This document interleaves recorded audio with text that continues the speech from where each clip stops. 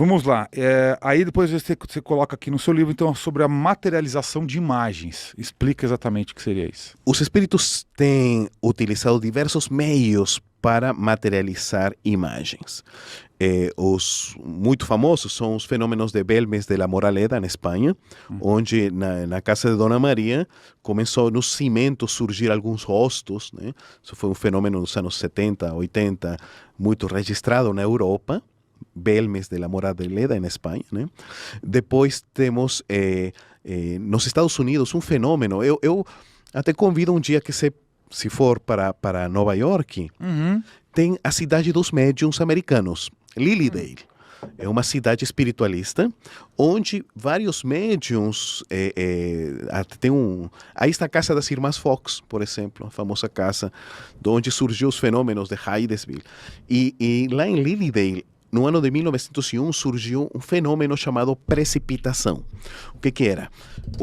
Duas médiuns, as irmãs Banks, elas entravam em transe e um balde de tinta escura, os espíritos retiravam a tinta e sobre uns quadros brancos eles faziam como microgotinhas, pontinhos.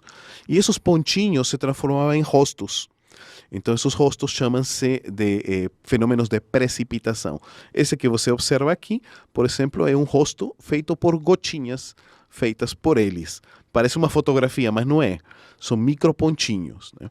Então, o que a gente quer mostrar aqui? Caramba, então essa imagem, esse quadro Sim. que está aqui, certo? Esse quadro que está aqui, então ele foi pintado por espíritos. Sim, com micropontinhos. Então, se tivesse essa imagem em alta resolução desse rosto aqui, a gente viria, então, essas gotículas... Esse daqui também. Qual? Esse também, o do lado. Ah, tá. Uhum. São uma centena, 3 dezenas de quadros que estão no Museu de Lilydale. Todos são do ano 1901, quando não tinha nem fotografia a cores, né? Mas você observa ele de perto, você vê os pontinhos. E são tamanho real, né? São fenômenos de estas médiums, né? É um fenômeno muito raro, porque quando elas já partem, né, já não mais continua acontecendo, raríssimo este fenômeno. E há outros na história que têm acontecido. Então, o que a gente queria mostrar é que os espíritos utilizaram meios, cimento, gotas de água, materialização na parede, né? Enfim, para poder se comunicar. Com um jeito mais difícil, conseguiram, imagina agora com aparelhos mais sofisticados. Então, para as pessoas buscarem em casa, para olharem aqui, eu estou vendo aqui, então são rostos que apareceram em paredes de cimento, então que é Belmes de la Moraleda. Isso, Moraleda. é uma cidade da Espanha. Belmes de la Moraleda, na Espanha. Então são as faces de Belmes. Isso. Vou até mostrar aqui para vocês verem. Então é exatamente o que a gente viu pela transcomunicação aqui, né? Na fumaça, mas aqui apareceu em cimento. Em cimento na parede, Aqui. e a senhora tinha tanto medo que mandou o marido colocar mais cimento para cobrir. E surgiram muito mais rostos. E eles tiravam fotos, e o rosto aparecia de um lado para a direita. Depois, na semana seguinte, o rosto estava virado para a esquerda. Apareceu uma criança que não tinha. Isso chamou tanto aos pesquisadores a atenção que levaram... Este fenômeno é muito registrado pela história, porque levaram para fazer psicofonias com áudios. E os áudios escutaram gritos de crianças. Nossa! Então, eles cavaram o fundo e encontraram metros embaixo restos de esqueletos, mas sem crânio. Várias crianças de 11, 12 anos, como se fosse um cemitério embaixo, tá? E a datação seria do ano 1200, mais ou menos, na Espanha. O que chamou a atenção é que os rostos não tinham o crânio. Então, depois disto, né, os fenômenos começaram a desaparecer e depois que Dona Maria desencarnou, sumiram.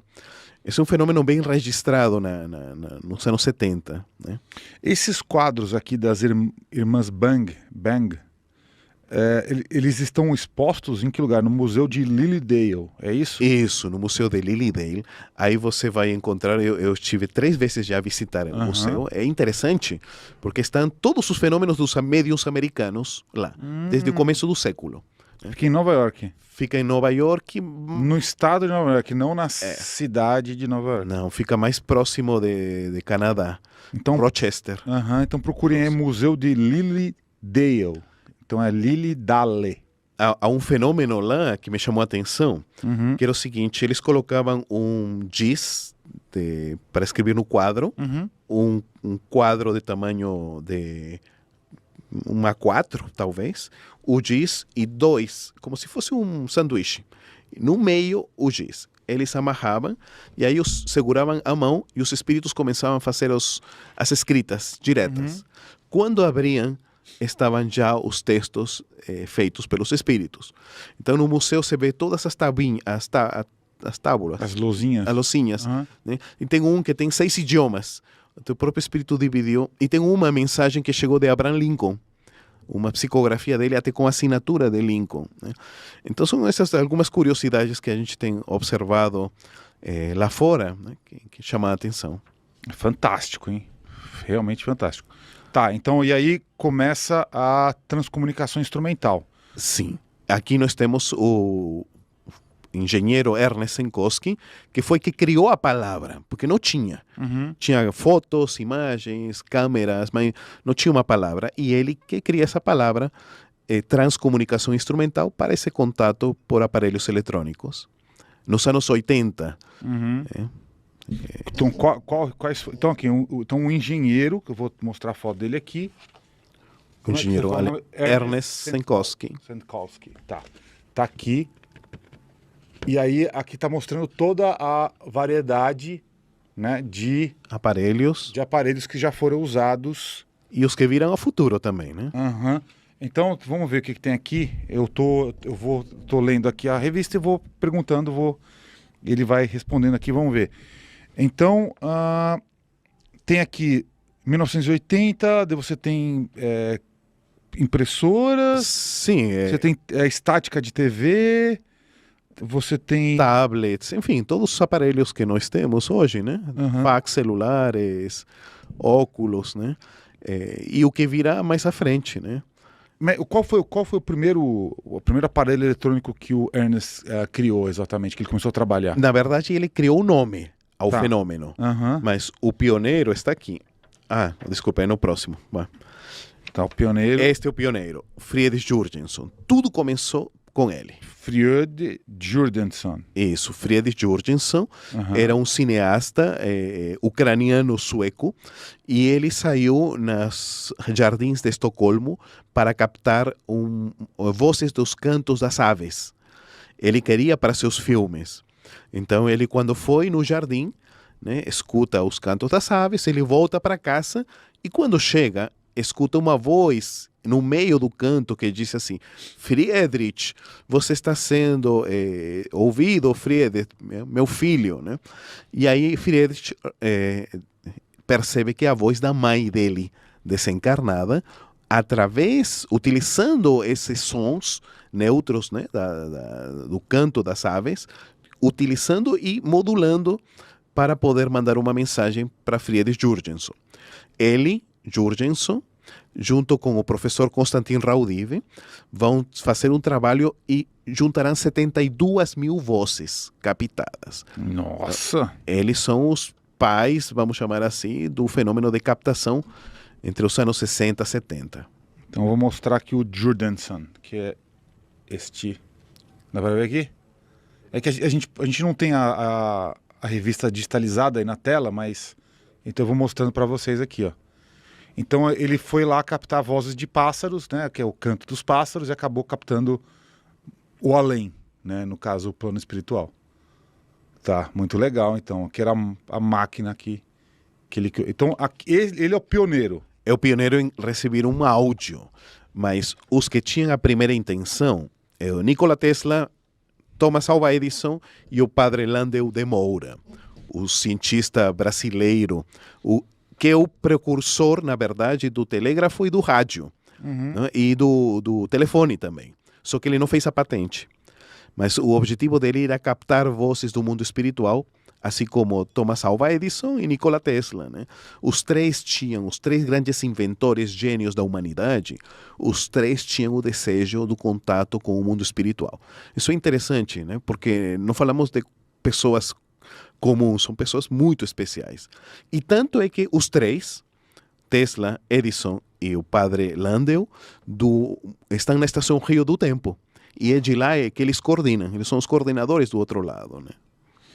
Então, o Nikola Tesla queria fazer contato com o além. Com outros plano mundos. espiritual. Sim, igual que Thomas Alva Edison, né? E o padre Landau de Mora, que é um dos pioneiros da TCI. Eu não sei se já tenha reencarnado ou não o padre Landau, mas os outros ainda não. E aqui está falando que tem um artigo do Nikola Tesla em que ele falava que ele recebia transmissões muito misteriosas no seu laboratório, é isso? Isso. A gente teve acesso a isso? O que ele tem algum material Não, do próprio Nikola Tesla? Alguém já chegou a ver o que ele recebeu de... Não, eu não tenho, eu só tenho acesso a essa informação que foi dada, né? Mas alguém, sabe se alguém tem acesso ao que o Tesla recebeu? Eu vou pesquisar com alguns companheiros. Ele falou que ele declarou que o rádio, o Tesla falou isso, tá? Ele falou que o rádio poderia ser usado para se comunicar com habitantes de outros mundos, hein? Nikola Tesla falou isso daí, hein? Impressionante. É a necessidade desses companheiros, talvez, até porque eles não sejam originários da Terra, né? Tem muitos espíritos que encarnam na Terra com tarefas definidas, mas sua bagagem reencarnatória não é necessariamente daqui do planeta. Alguns vêm com umas missões, reencarnam, fazem seu trabalho e retornam a seu plano. Muito interessante. E o Thomas Edison? Qual que era o interesse dele, o trabalho dele? O Thomas... Tô vendo que tá aqui. Eu tô lendo a revista aqui, tá, gente? Tá. O Thomas Alva Edison também, depois de ter criado alguns dos inventos, ele criou o fonógrafo, a captação de áudios do mundo espiritual, né? Ele não conseguiu, até porque no início do século XX, você sabe que a tecnologia não permitiu. Mas a ideia já estava feita, né? A ideia de ter um meio de captar foram os primórdios, né? O padre Landau, ele foi o pioneiro do rádio e do telefone. Mas ele conseguiu o telégrafo sem fio e ele queria um telégrafo sem fio com o além. Coisa que só ficou em protótipo, perdão. Não conseguiu materializar isso. Caramba, esse aí era visionário mesmo, hein? Não só ele queria um telégrafo, porque, né, que na época nem ainda estava embrionário, ele queria um sem fio e com além. Esse é o limite máximo, né, de ser um visionário mesmo.